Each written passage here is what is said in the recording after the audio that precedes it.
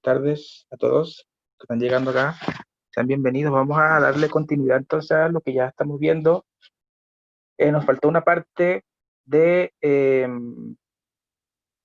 la luz, o sea, el caso de los lentes. Ya nosotros les expliqué lo que fue la formación de imágenes en espejos, que hacía énfasis en la reflexión. ¿Ok? Cuando hablamos de reflexión, hablamos de formación de imágenes en espejos. Pueden ser curvos o pueden ser planos. ¿Ok? Esto lo vimos la semana pasada. Y también vimos que hablamos que el caso del espejo plano eran las imágenes virtuales, que eran las imágenes cuando íbamos al mall, por ejemplo, nos podíamos ver detrás del espejo, nos veíamos derecho y nos veíamos del mismo tamaño. Ese era el caso de los espejos planos. Reflexión, donde el rayo llega y el rayo se regresa, choca y se regresa, ¿verdad? En el mismo medio. Por eso es reflexión. ¿Ok? En el caso de la refracción, allí el rayo pasa, que es el caso, por ejemplo, de las personas que usamos lentes, el rayo pasa eh, del aire, ¿verdad? Y pasa al vidrio, y hay un cambio ahí de medio. Entonces ya eso es refracción, ¿ok? Entonces, cuando hablamos de refracción, hablamos de formación de imágenes en lentes. Eso es súper importante que lo tengan claro. Reflexión, espejos, ¿ok? Refracción, lentes. Ya vimos lo que fueron los espejos y vimos los 5 casos del espejo cóncavo, donde nosotros rodábamos la imagen y veíamos cómo se formaba esa imagen como tal, a comparación del objeto. Y después vimos el convexo, que era que era un solo caso, que era los espejos, las imágenes que se veían cuando estábamos en la micro, por ejemplo, esos espejos de las micro, los espejos que tienen las farmacias, por ejemplo, los locales comerciales, que la imagen se ve chiquitita, pero se puede ver todo. Se centra más en el campo visual. No sé si ustedes han visto eso. Bueno, esos son espejos convexos, espejos.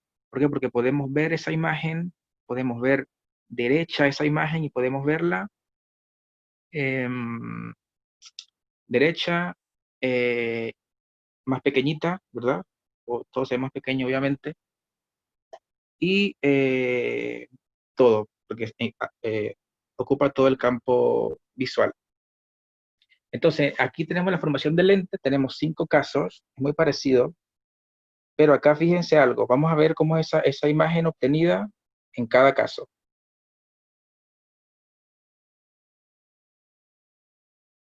Ok, tenemos el caso número 1, que está acá.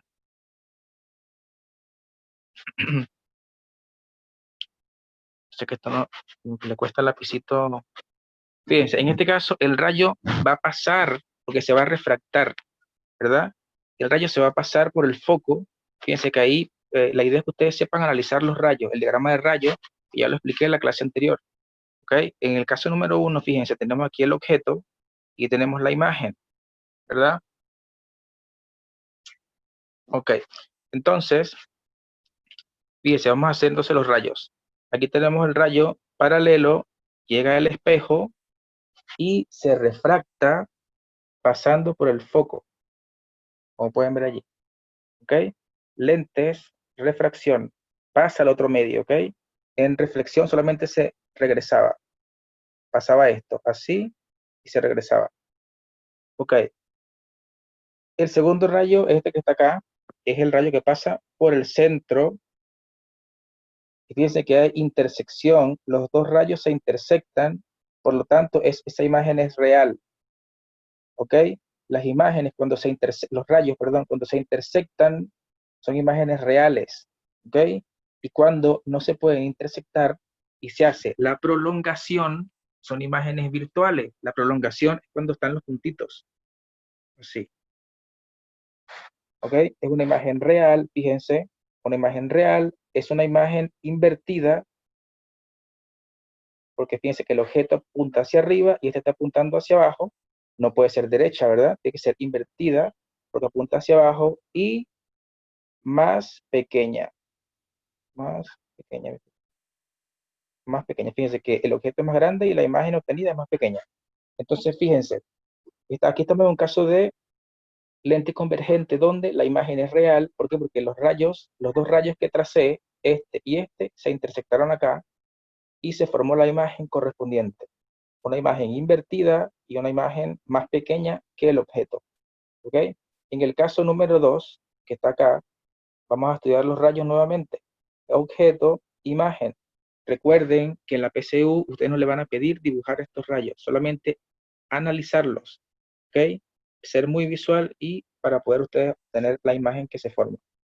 Entonces aquí tenemos paralelo, llega al espejo, se refracta, pasa por el foco y el otro rayo que pasa por el centro. ¿Hay intersección? Sí hay intersección. Acá, ¿verdad? Es una imagen real. ¿Cómo es esa imagen? Invertida, porque está hacia abajo, invertida, y es una imagen, ¿cómo es el tamaño ahí? Igual tamaño, ¿cierto? Igual tamaño. Muy bien. Entonces, vamos con el tercer caso, cuando rodamos el objeto. Este que está aquí. Rayos. Paralelo, llega al espejo y se refracta pasando por el foco. Y el segundo rayo es el que pasa por el centro. ¿Hay intersección? Sí hay intersección. Acá. Fíjense que la imagen se forma invertida, está más grande que esta, ¿sí o no? Y como hay intersección, es una imagen real. Una imagen invertida es una imagen más grande o de mayor tamaño. ¿Ok? Continuamos.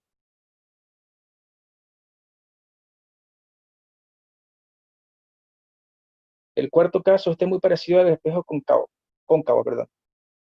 ¿Ustedes ven aquí imagen formada? No, ¿verdad? Fíjense, aquí tenemos el objeto solamente, tenemos paralelo, el rayo paralelo, y el que pasa por el foco se refracta, pasa por el foco, y el segundo que pasa por el centro. Si nosotros, fíjense, aquí no se intersectan los rayos.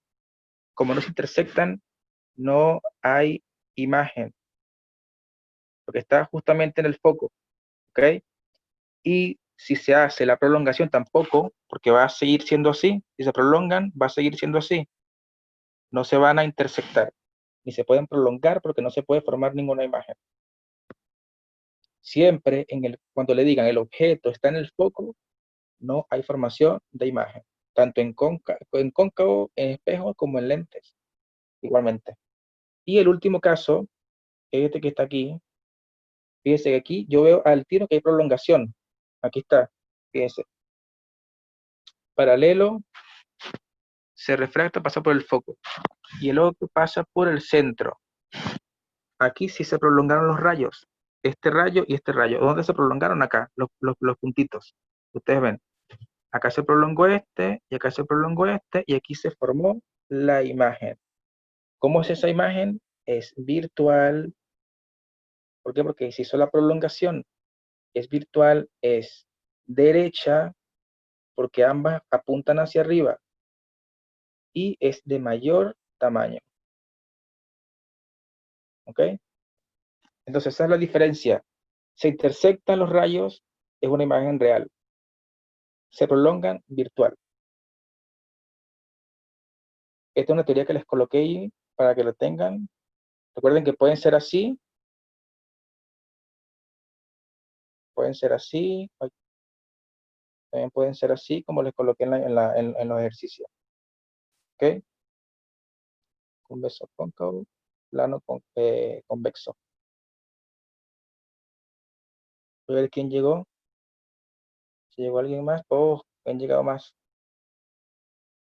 Lo siento, es que no.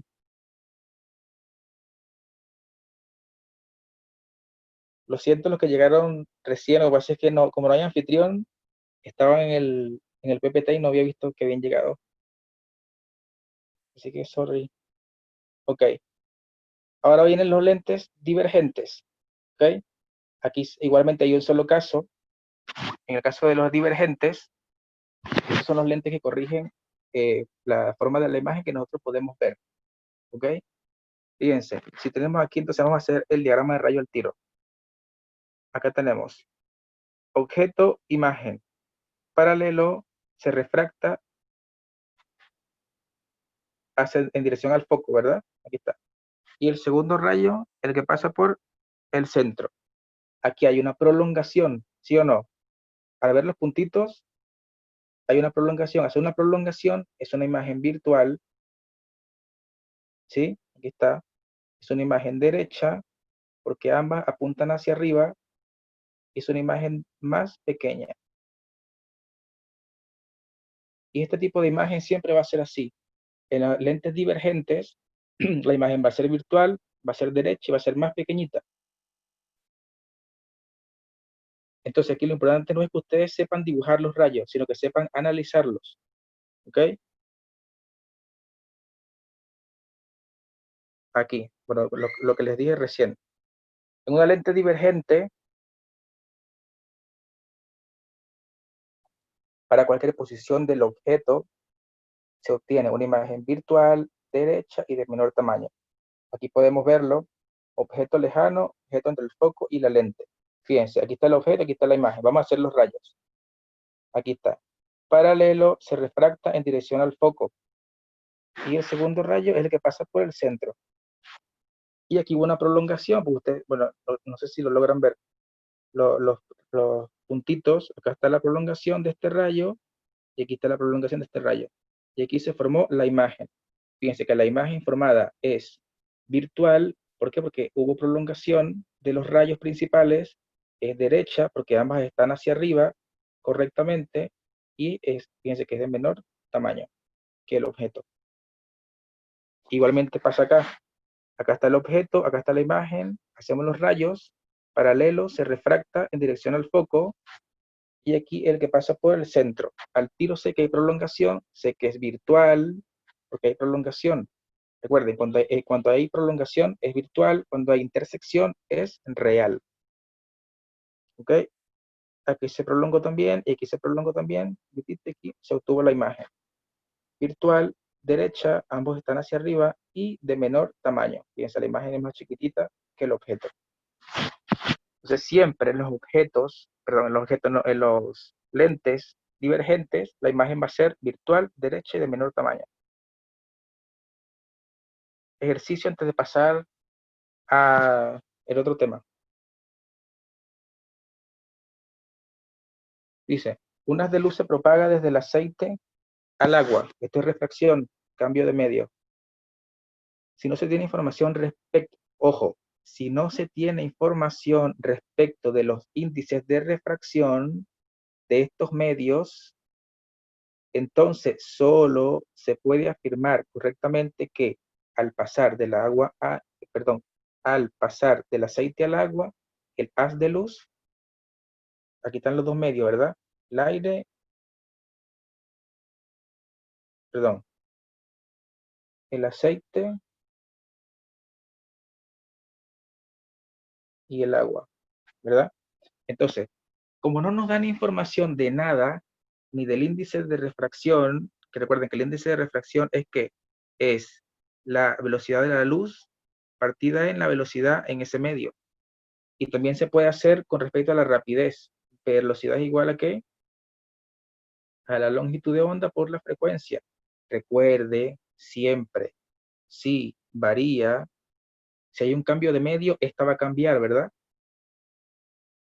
Y si varía ella también, pero no sé cuánto va a variar ella, porque no me dan nada aquí, fíjese, no se tiene información. Entonces, recuerde que la frecuencia se mantiene constante siempre, ¿ok? Entonces dice, al pasar del aceite al agua, el haz de luz varía su longitud de onda y aumenta su rapidez de propagación. Varía su frecuencia y su longitud de onda. Mantiene su rapidez de propagación. Mantiene su longitud de onda y mantiene su frecuencia. ¿Ustedes qué dirían ahí?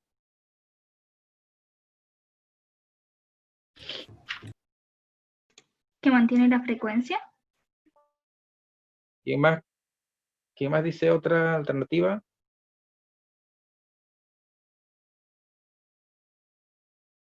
Ok, muy bien. Mantiene su frecuencia. ¿Por qué? Porque es lo único que nosotros podemos deducir de lo que nos dan en el enunciado. No podemos suponer cosas que no tenemos. Aquí nos dice, ¿varía su longitud de onda? Sí, ¿verdad? Pero no sé si aumenta su rapidez de propagación, porque no me dan información del índice de refracción. No tengo nada de información. Entonces esta no. ¿Varía su frecuencia? No. Recuerden que es constante. ¿Mantiene su rapidez de propagación? Tampoco sé si la mantiene porque no tengo ningún dato ni de rapidez ni de índice de refracción. ¿Mantiene su longitud de onda? No, porque cambia. Cambia ella, pero no sé si cambia esta. Y mantiene su frecuencia. Siempre recuerden eso, esos datos importantísimos. Aunque ustedes sepan esto, manejen esto, ustedes pueden responder cualquier tipo de pregunta de luz, o sea, de refracción, perdón. Entonces recuerden, para cerrar esto acá y entrar allá a lo de a esta, siempre, cuando hablamos de reflexión de la luz, recuerde, formación de espejos que son planos o pueden ser curvos. Y cuando hablamos de refracción, hay un cambio de medio. Al haber cambio de medio, va a variar la longitud de onda y su rapidez y su frecuencia se mantiene constante siempre. ¿Ok? Ok, seguimos. Siguiente tema, este tema es teórico, primero medio, este tema, no sé si ustedes lo vieron, en la prueba que hicimos, fue la transición, la del DENRE, salió una pregunta de esta, por cierto, acerca de los modelos. Más que todo en la PSU, chiquillos, se hace énfasis sobre todo, ay, no sé por qué esto no marca, hace énfasis más que todo en el modelo dinámico, ¿ok? Recuerden que estos dos modelos, por ejemplo, el estático, hace énfasis como en la composición química del planeta, que está la corteza, el manto y el núcleo, ¿verdad? El modelo dinámico es como más el comportamiento mecánico del interior de la Tierra, ¿ok? Que tiene sus capas, que es la litósfera, que es la astenósfera, que es la mesósfera, eh, y que es el núcleo, ¿no? Entonces, acá fíjense, en la PSU, más que todos, como les recalqué recién, se, eh, se pone ahí como que hace mucho énfasis en lo que es el modelo dinámico, ¿ok?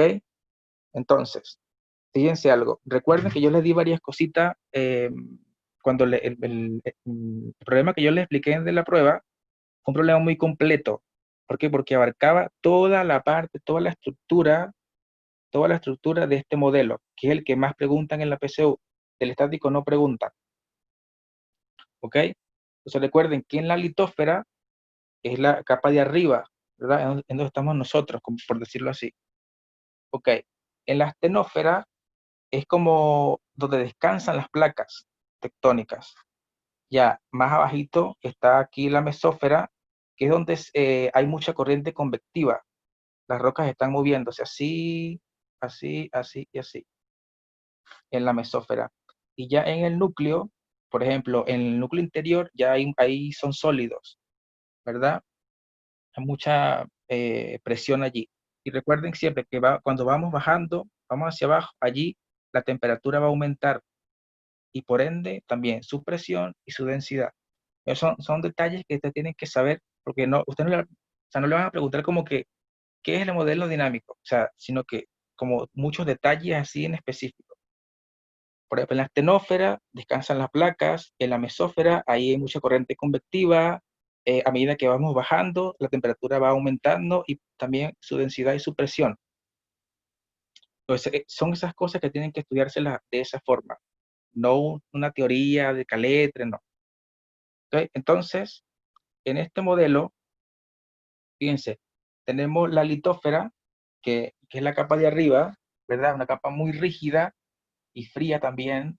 Eh, Acá se encuentra lo que es la litósfera oceánica y continental, ¿ok? Es mucho, o sea, es mucho más densa, la litósfera oceánica es mucho más densa que la continental, ¿ok? Tenemos la astenósfera, que es la parte más bajita,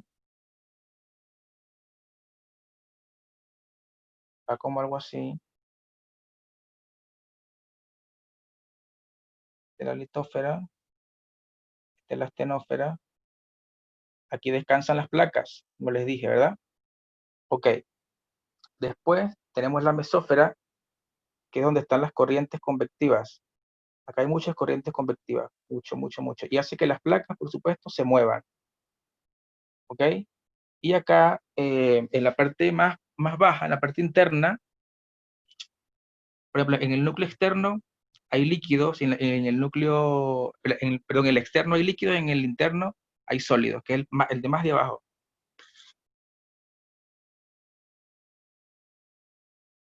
Ok, las placas tectónicas, esto también es clave. Chile, por ejemplo, ¿dónde está ubicado allí?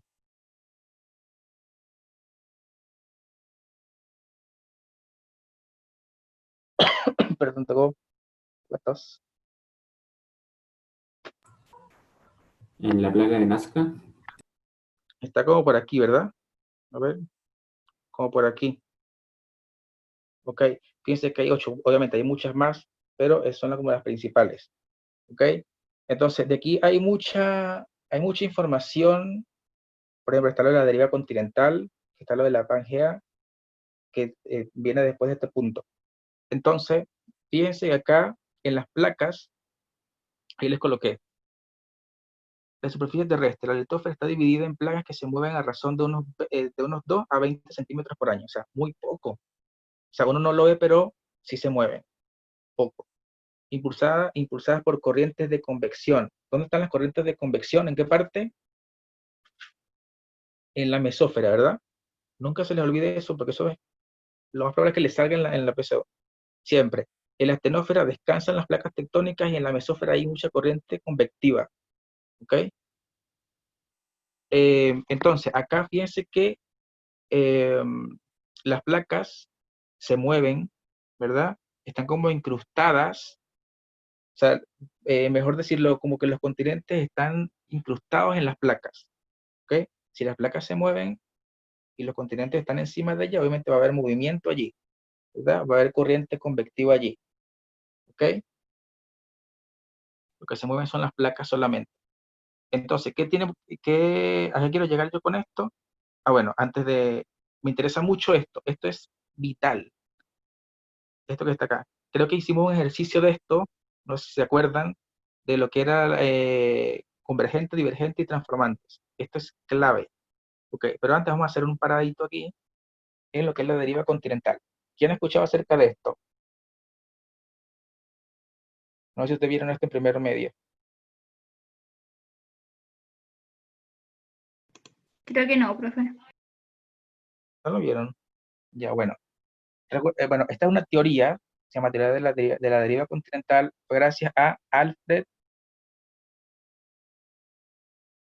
Wegener, no sé bueno en inglés. Recuerden que antes se decía, antes había como un supercontinente, se le llamó, que se llamaba Pangea, que todos los continentes estaban pegados, una sola bola, una gran bosa, gran masa de tierra, y eso se lo denominó Pangea, que era como toda la tierra, también se le denomina eso.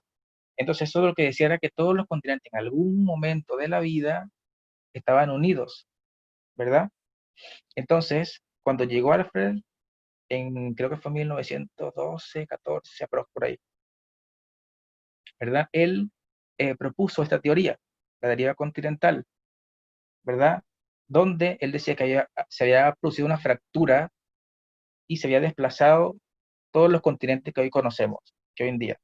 Esa es la teoría de Wegener, o sea, la teoría que propuso Alfred, ¿ok?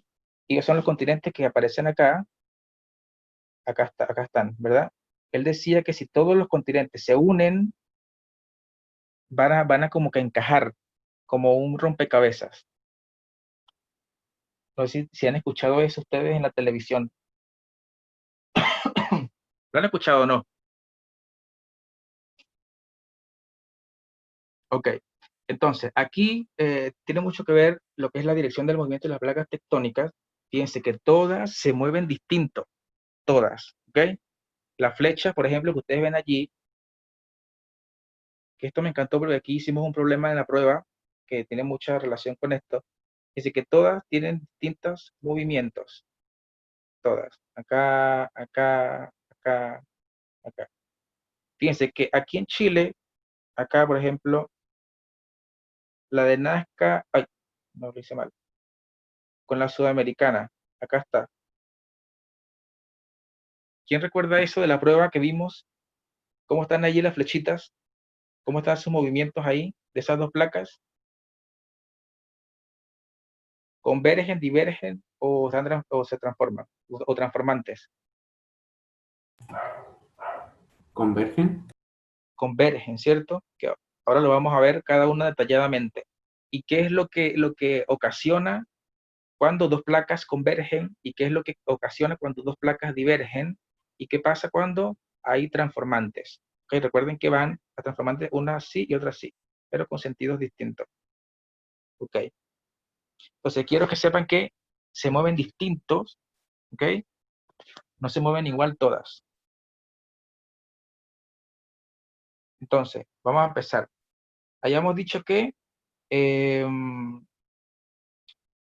otra cosa, por ejemplo, eh, por ejemplo, si todas las flechitas que ustedes vieron en la imagen fuesen así, así, ¿qué quiere decir esto? Divergen, convergen o transforman. Divergen. Divergen, ¿verdad? Se están separando. Eso no podría ocurrir porque o sea, se seguiría construyendo más tierra. O sea, el diámetro de la Tierra no sería constante. ¿Ok? Entonces, tenemos el primero, ¿cuál fue que vimos nosotros? El cuando convergen, ¿verdad? Quiere decir que se juntan. Y cuando divergen, se separan. Y disculpa la letra que es un poco, es que este lápiz es un poco raro. Ok, vamos a empezar con cuando se separan, ¿verdad? Cuando se separan, chiquillos, dos placas, recuerden que cuando convergen es como que se mete una dentro de la otra. Y aquí es así, ¿verdad? Cuando se separan.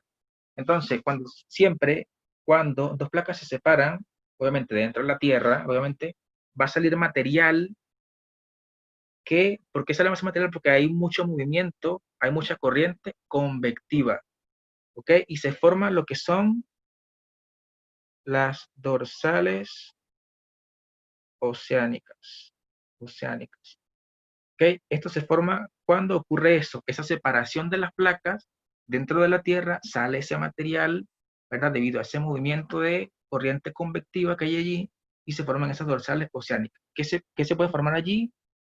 Montañas, volcanes y también islas.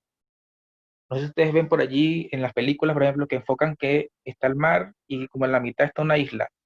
Eso ocurre, ¿por qué? Porque ahí las placas se separan y obviamente es mucho más fuerte la temperatura del mar. O sea, perdón, el de las placas es mucho más fuerte. Y por eso es que ese material, cuando se separa, sale ese material y se forman. Esas islas que vemos por ahí en las playas, así que en la mitad, esos son porque se forman dorsales oceánicas. ¿Ok? Ahora, cuando convergen, quiere decir convergen, las placas se juntan, ¿verdad? En el caso de en el caso de Chile, por ejemplo, de la Nazca con la sudamericana, porque están así, ¿cierto? Ok. Entonces, ¿qué pasa acá? Acá se pueden juntar dos placas continentales, ¿verdad? De densidades similares, por decirlo así, y crean las cadenas montañosas. Se crean las cadenas montañosas.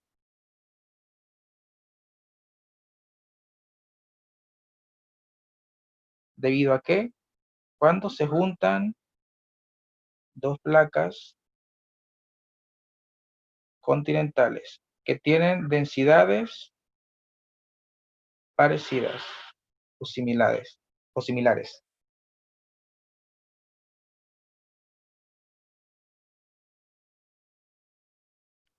¿Ok? Y también existen lo que son zonas de subducción, que es cuando se junta una placa continental ¿verdad? Y una oceánica.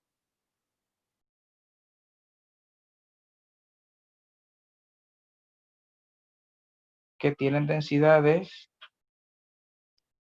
diferentes. ¿Ok?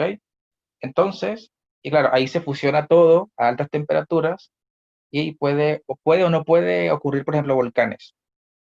¿Ok? Entonces, siempre en las divergentes hay separación debido a ese movimiento, se forman dorsales oceánicas y en las convergentes, cuando se juntan, salen lo que son las cadenas montañosas o también fosas oceánicas, y esta la zona de subducción es cuando se junta bien una placa continental y una oceánica, ¿verdad? De distintas densidades.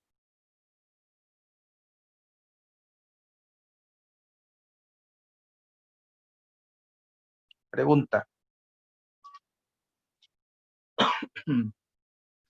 Ah, me faltó la transformante. ¿Qué hora es? No, sí, vamos bien, vamos bien. Las transformantes, ¿cuáles eran? ¿Quién recuerda? Que una venía así y una venía así. Ellas no crean ni destruyen. Ellas provocan grandes terremotos, pero muy poco. Hay uno, por ejemplo, en San Francisco, 1900, no recuerdo exactamente. Esos fueron porque estas placas transformantes lo produjeron. ¿Ok? Son rocas que liberan mucha energía, gran cantidad de energía, y provocan terremotos. ¿Ok? Pero terremotos grandes. ¿Ok? Entonces siempre, convergente, las placas se unen. ¿Qué más sucede ahí? ¿Qué ocurre allí? Se forman las dorsales oceánicas. Las convergentes, las placas se juntan, ¿verdad? Es como que la placa menos densa se mete bajo la otra, ¿verdad? Por decirlo así. Y puede ocurrir en cuanto a las densidades. Cuando dos placas continentales que tienen densidades similares crean cadenas, y cuando no, está la zona de subducción, es cuando una placa continental y una oceánica eh, también se juntan, pero a distintas densidades. Ok. Pregunta. ¿Quién responde esa? ¿Es correcto afirmar que las dorsales oceánicas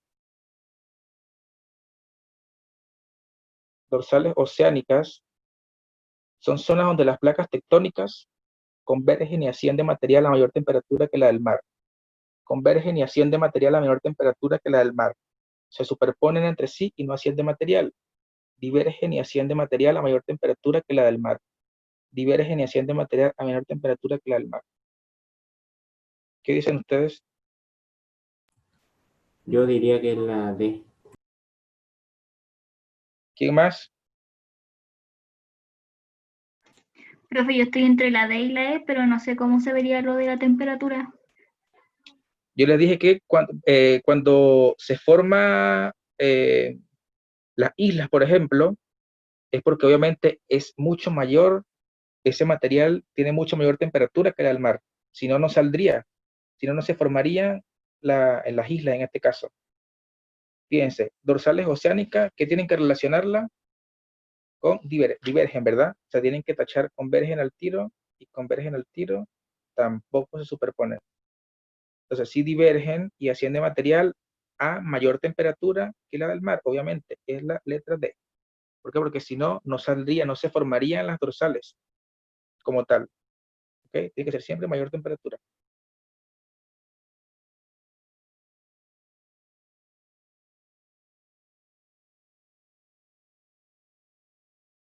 Otra pregunta. De acuerdo a la teoría tectónica de placas, ¿cuál de las siguientes opciones es correcta? Correcta tectónica de placas.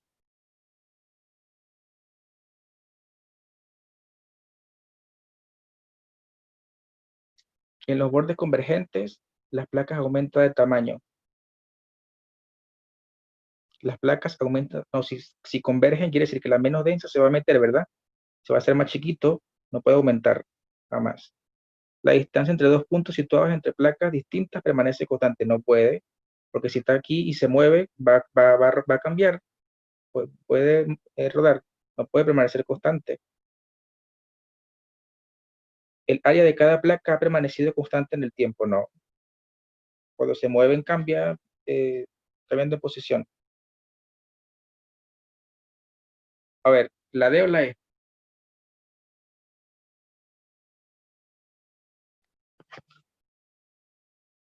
La cantidad de, una corteza oceánica, o también se le conoce como fosa oceánica también, se crea a partir de bordes divergentes entre placas.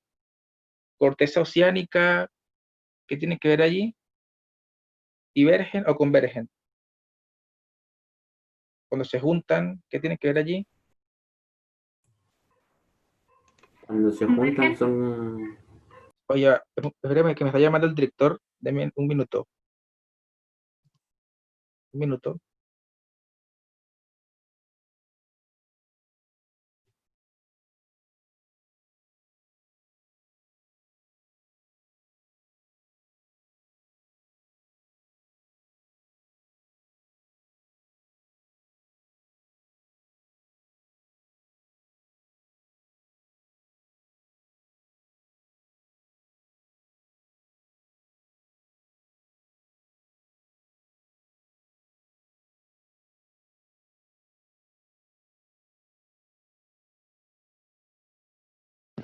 Listo, volví.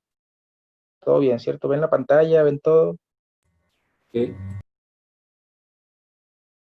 No es que tenía un caso de una niña que se va a inscribir, pero no. Uy. Entonces, ¿acá cuál?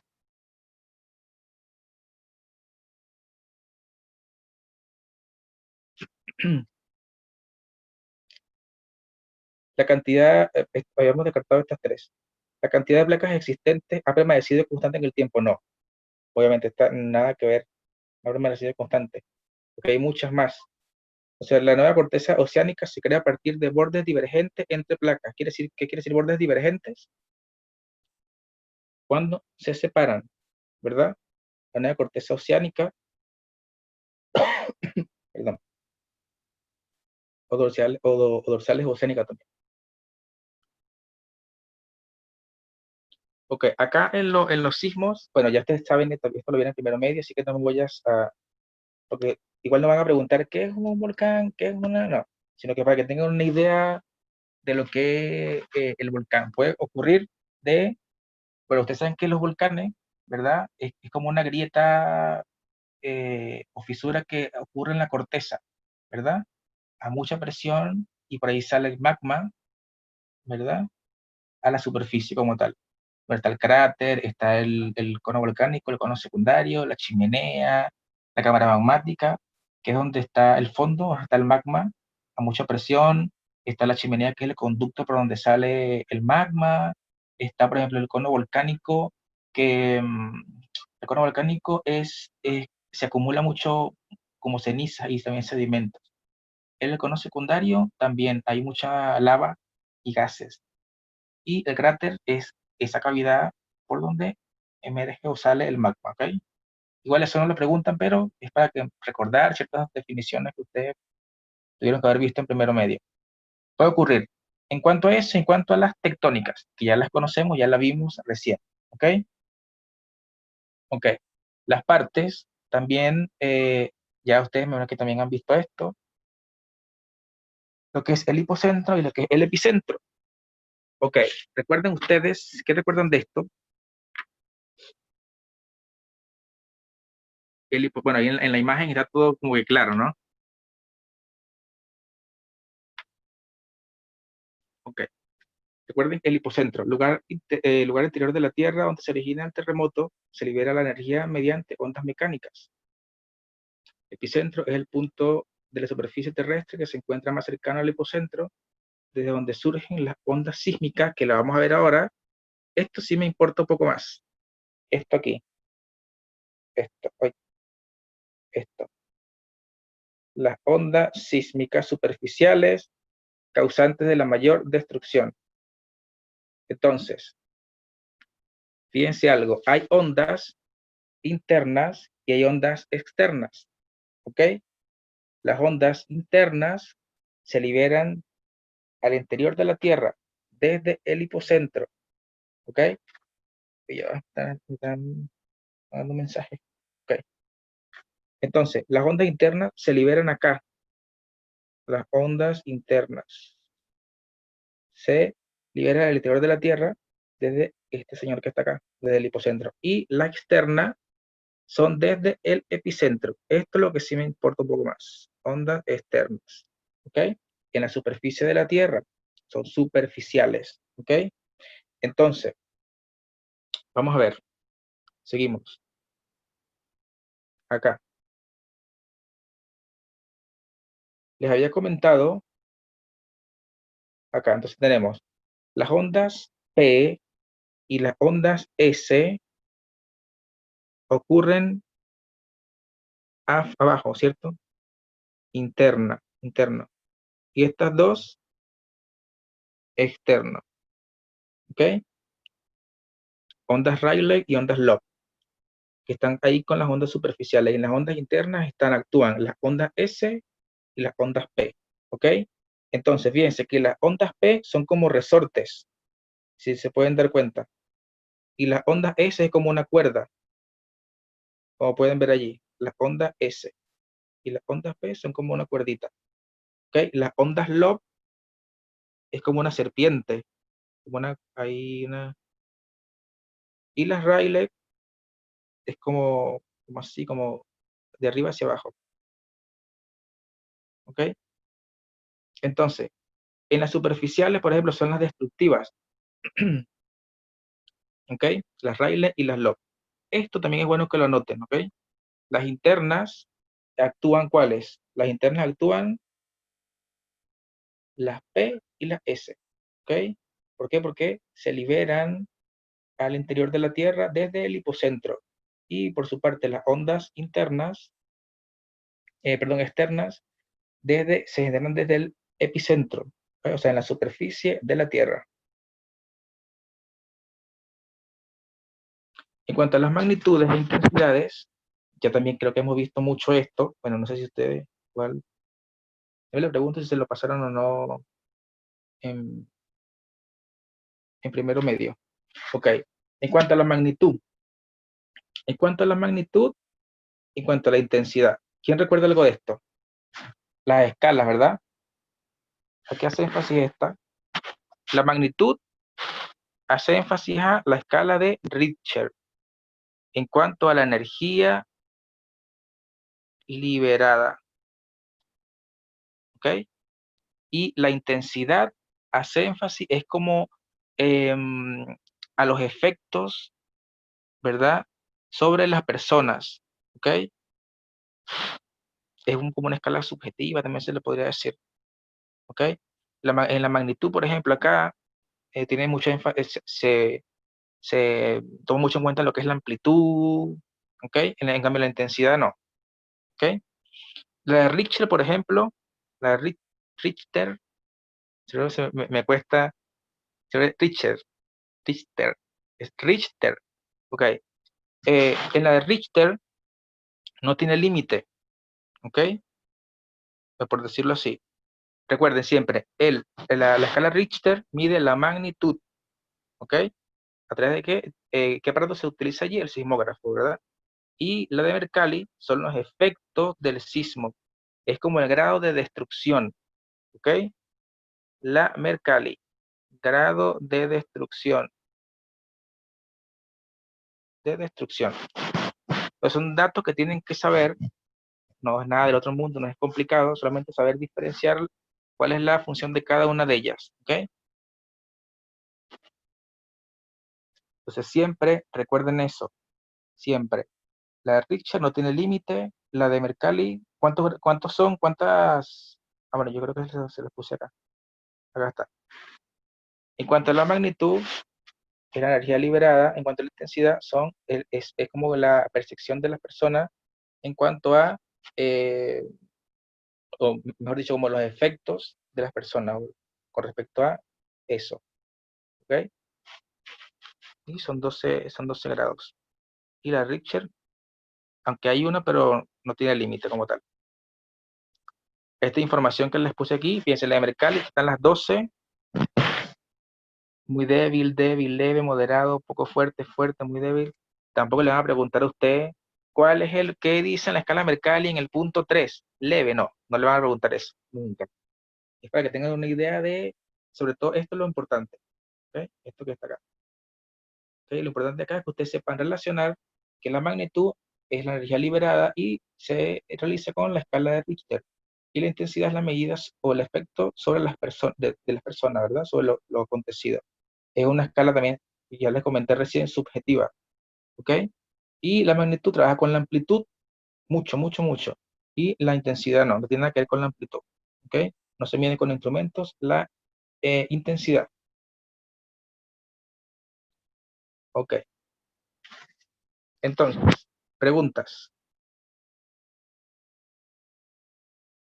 Creo que lo dije un poco rápido, pero respecto al hipocentro o al epicentro de un sismo, ¿cuáles de las siguientes opciones es correcta?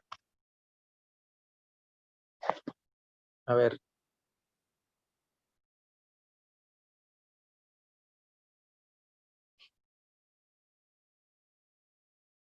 ¿quién dice algo? ¿Cuál es la correcta? Pregunta.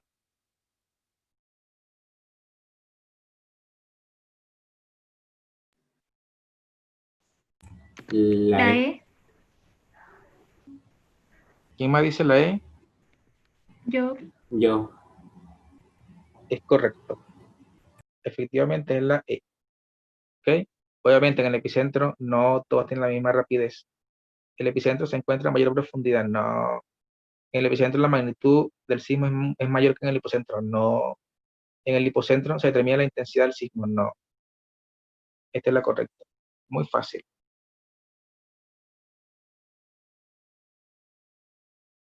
Esta creo que es del 2015, no recuerdo. En relación a la escala Mercalli, es correcto afirmar que se basa en los efectos percibidos en cada localidad en una medida directa de la energía liberada en el sismo. Su rango de medición comienza en cero y no tiene límites. Superior, su rango se calcula a partir de la amplitud de la onda. Recién les dije acerca de la amplitud, cuál de las dos trabajaba con ella. Su valor se calcula a partir de la frecuencia. Nada que ver, tal tiro no. ¿Cuál?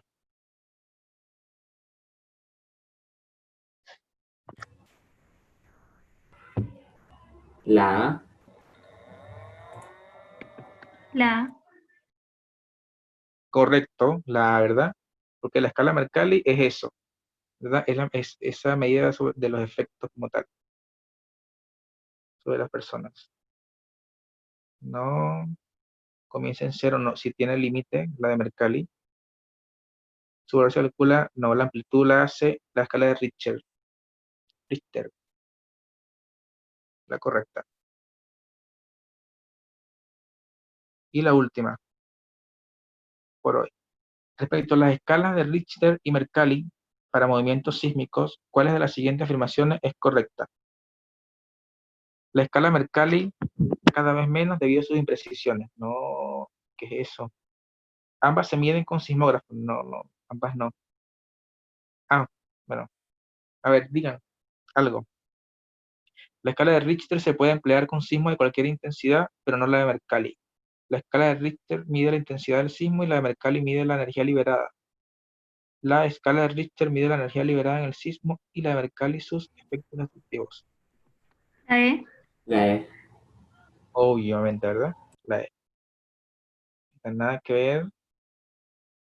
Este es todo lo contrario. Richter, energía liberada, y Mercalli, la intensidad. Así que está todo al revés. Muy bien. Escala de Richter mide la energía liberada en el sismo y la de Mercalli sus efectos destructivos. Muy bien, chiquillos. Fue un poco rápido, lo que pasa es que siempre me falta tiempo, entonces dije, en una clase tengo que dar todo lo que hice, porque siempre en las anteriores me faltaba algo por el tiempo. Y sé que ustedes tienen otras cosas que hacer después, entonces, igual como es teórico, pues un poco más rápido. Entonces ya nos quedan 2 clases más. Voy a ver si pido otra más para, para septiembre, porque Igual es bueno hacer más clases. Falta otra, lo que viene es cinemática, eso es entretenido.